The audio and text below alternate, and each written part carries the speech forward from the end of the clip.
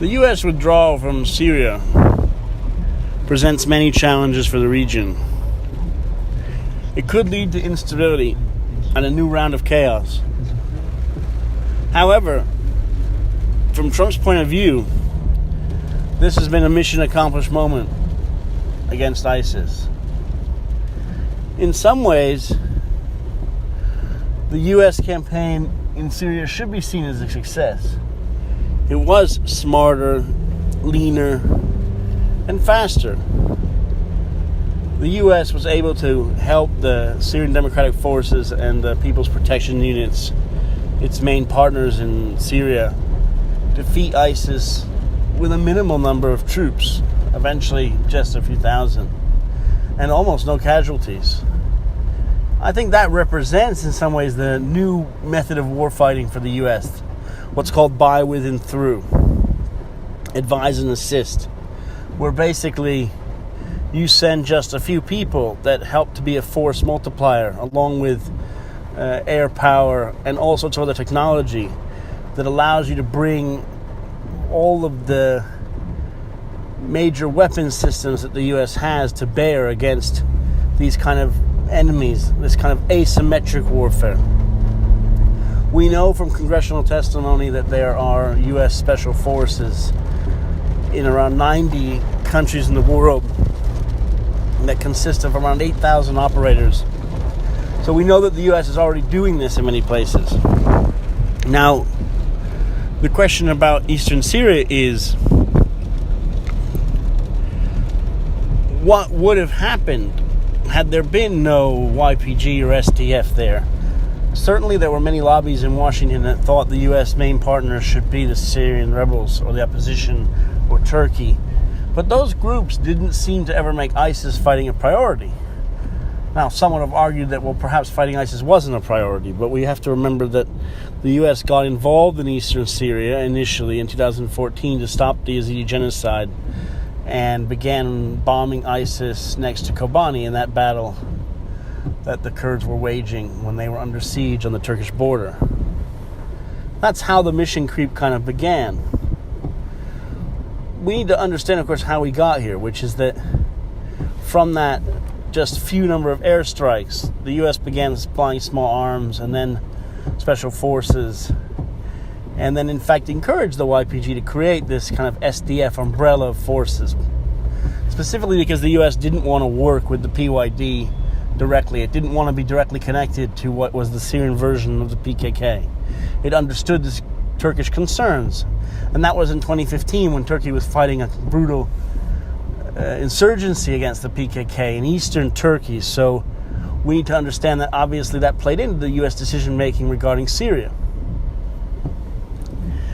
That's kind of how the U.S. got here, but along the way, the United States also began to put down a diplomatic footprint. It began to invest in reconstruction, stabilization. It also saw using eastern Syria as some sort of a leverage. But it also had a sort of Janus face, where it used to tell Turkey and other countries, well, this is just a transactional, temporary, and tactical relationship. At the same time, of course, thousands of fighters from the mostly Kurdish SDF had fought and died alongside Americans. And this seems like a momentous betrayal. Now, it's worth noting that some have said, well, yeah, but what is the U.S. doing here? Why do we need to be in Syria? Isn't this just another conflict?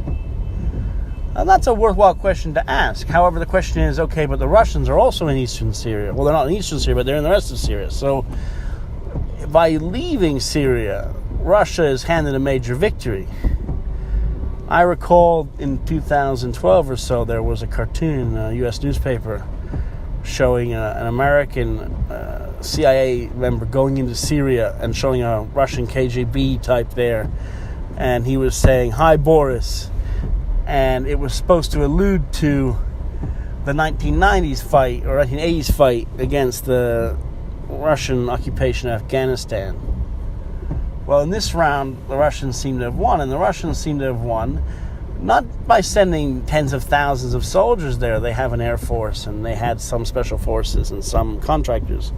But they've won by having a clear mission, which is the support of the Syrian regime. whereas the U.S. has had something like 4 or 5 different missions. It wants to defeat ISIS, it wants to support the Syrian rebels, it wants to work with Turkey, it also wants to deal with Iran, it also wants to stabilize. It had too many different things it wanted to do. So that's a lesson, I think, in terms of U.S. policymaking, which is that you can't try to do everything. And I think also the U.S., if you listen to the statements of James Jeffrey, the envoy, or even the prior administration under John Kerry, the U.S. sort of believed in this Geneva process, which was never going anywhere. And little by little, the U.S. was sidelined by Russia and Turkey and Iran. So we need to understand how that happened and see that this is not just a Trump decision, it's also something that the State Department didn't exactly know what it was doing. And I think it also worked sometimes at counter purposes with the Defense Department, and they never had a unified mission.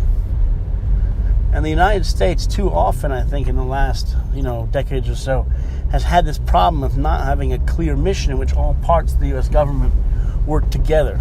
Instead, each part fights its own war. The CIA has its own friends. The State Department has its own friends. The Pentagon has its friends. The White House is doing something different.